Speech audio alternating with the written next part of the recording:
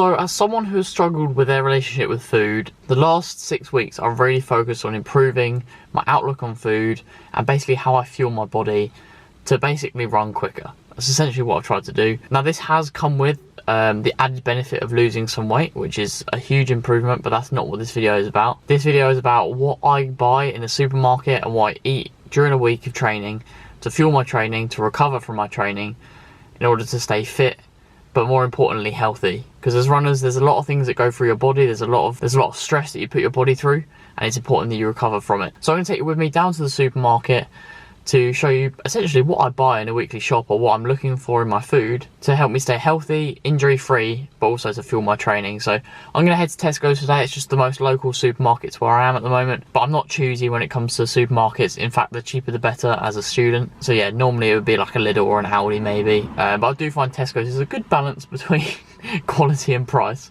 So we're going to head there. I'm going to take you through some of the bits and bobs that I buy to fuel my weekly training and help me recover. So let's go.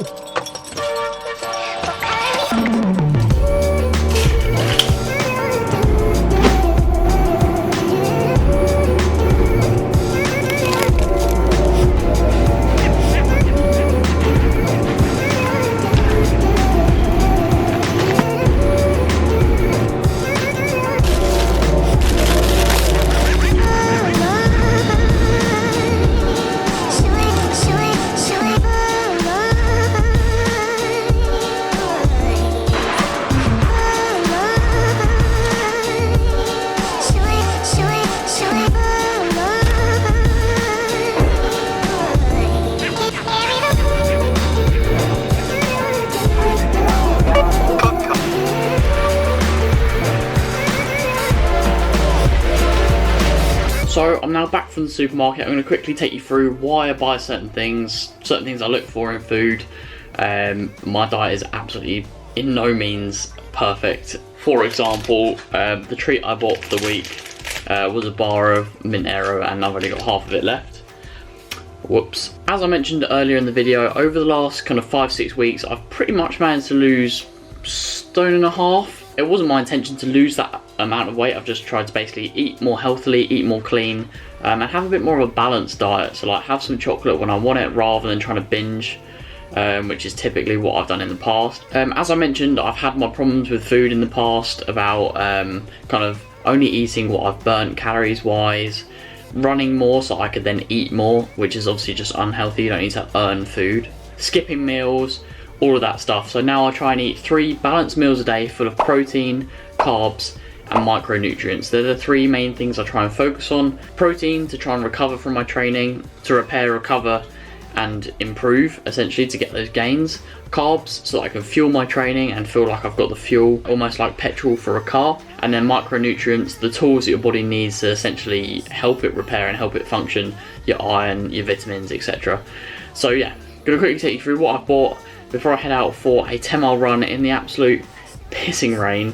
Can't wait. So we'll start with things that I have with my breakfast. So we've got the staple, which is bananas. I have this with my Weetabix and my hazelnut milk. It's just because I prefer the flavour. I'm not vegetarian, vegan, anything like that. I'll drink normal milk. I just like the taste of hazelnut milk. Just key thing with your milks, make sure you're getting it with fortified with calcium to help those bones heal and recover. I also got some cherry yogurts. These are a favourite of mine, and they happen to be very low in calories. Not that I count calories, and it's not necessarily something I think you should do. I just think it's kind of like a good kind of best of both worlds. It's tasty and also low in fat. I also buy these egg whites, again super high in protein, so that I can make like a quick omelette or a quick scrambled eggs, for example, because you just pour it into the pan like a carton of milk. They are a little bit expensive, but it's so easy to add some mushrooms, spinach, whatever you want to add to it, and it ends up being a really healthy breakfast, really high in protein, just help me recover essentially. So moving on to things that I would have for like kind of meals, lunches and dinners. A real staple for my meals are like baby potatoes. They're so high in carbs but also low in kind of saturated fats and things like that. So I typically tend to go for potatoes over things like rice and pasta, but that's just a personal preference. Again, just go with whatever you find is tasty. I always eat a ton of carrots. I eat these stuff like they're going out of fashion. And I do have a tiny bit of a mushroom addiction. at the moment, so I bought 3 packs of mushrooms. Because they're so easy, you can add them with basically any meal. I just fry them in a pan with a little bit of sea salt and a little bit of oil, and it's just chef kiss. Super nice. A bag of spinach, as I mentioned earlier, for that iron.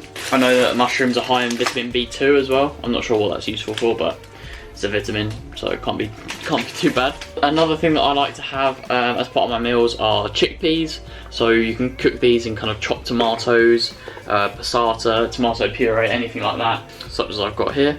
And essentially I just love chickpeas because again they're a form of carbs, but they're also a form of plant protein, so it's kind of like a double whammy with chickpeas. So if you really can't be bothered, literally chuck them in a pan, bit of tomatoes, a bit of harissa paste for that flavour, and you're pretty much good to go. You've got yourself like some veg, some protein, some carbs. I typically tend to cook with kind of like a fry light, sort of like 1 calorie oil instead of like proper kind of oil. I know that these have their kind of negative downsides due to probably what they put in them.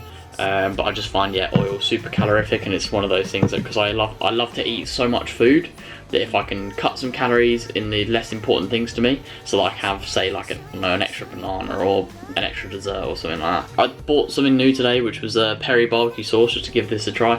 Not something that's a staple in my diet. I just saw it and was like, oh, you know what, that could be quite nice. And then I bought some harissa paste. This has been a bit of a hack in my diet recently. If I ever have anything that requires a bit of flavour or is a little bit kind of tasteless or boring, I just add like a teaspoon of harissa paste. It's just basically full of spices, and it just really takes it up that level. It's very kind of chipotle sort of red pepper, paprika sort of style seasoning, and I just find it really nice basically.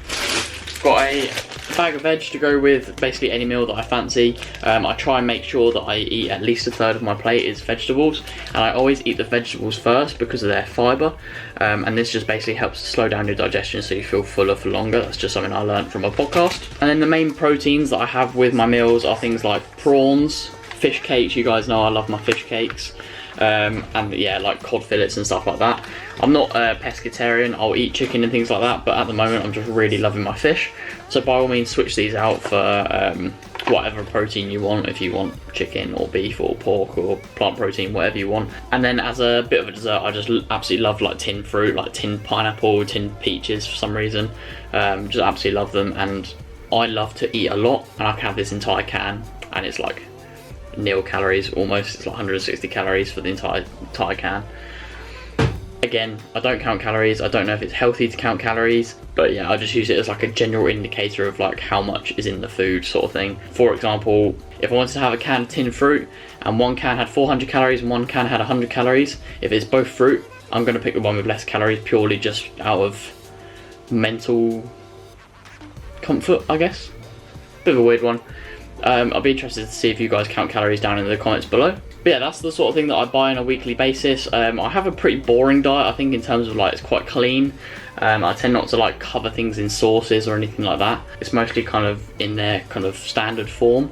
I'd say the thing that I need to change the most are the fish cakes. I know there's quite a lot of things like rapeseed oil and things like that in fish cakes, but I just love them. I love them so much. But essentially, yeah, eating things like this over the past 5-6 weeks has been what's basically helped me to stay full, because I can eat large volumes of things like vegetables and chickpeas and mushrooms and bits and bobs, feel really nice and full, and then I don't feel the need to like binge on, say, chocolate, for example. One key takeaway point I would say with this is that lighter does not equal faster. I was having a look the other day about how much weight I'd lost and actually how much time I'd taken off of my PBs, and it's so very little difference.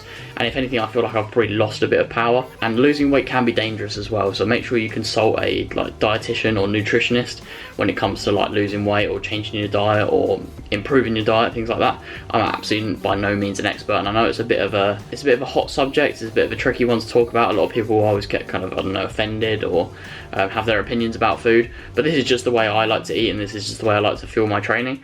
But now it's almost 10 o'clock. I need to head out for a 10-mile easy kind of recovery run, and it's raining. So, yay. One thing I did forget to mention is that I absolutely love a can of Pepsi Max. It's probably like, I don't know, I'd say my only vice. It's like my only little guilty pleasure, I guess. But I do drink way too much of them. It's something that I'm gonna start to try and reduce. I've managed to reduce my caffeine intake massively and saving that for race day. So now it's all about just getting rid of the fizzy drinks essentially, or making them a bit more of a treat and less of a kind of standard daily occurrence. So yeah, let's get ready to run.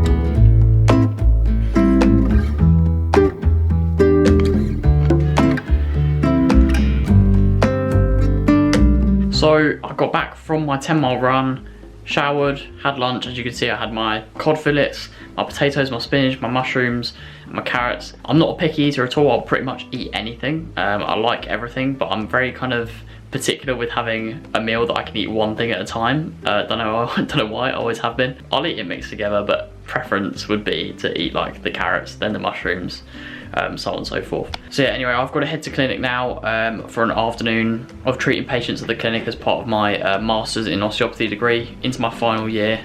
So hopefully starting off with a bang, I guess. And yeah, hopefully this is giving you a bit of an insight into what a 69:32 half marathon runner gets in their weekly shop while they're at uni, and the sort of thing they eat to keep themselves recovering, full, because I absolutely love food, and also happy because I love sweet treats like the rest of us. So yeah, my mint arrow there, that's all gone already. So yeah, hope you've enjoyed. Please like, subscribe, share with your running buddies. Love the pain, and I'll catch you in the next one. Peace.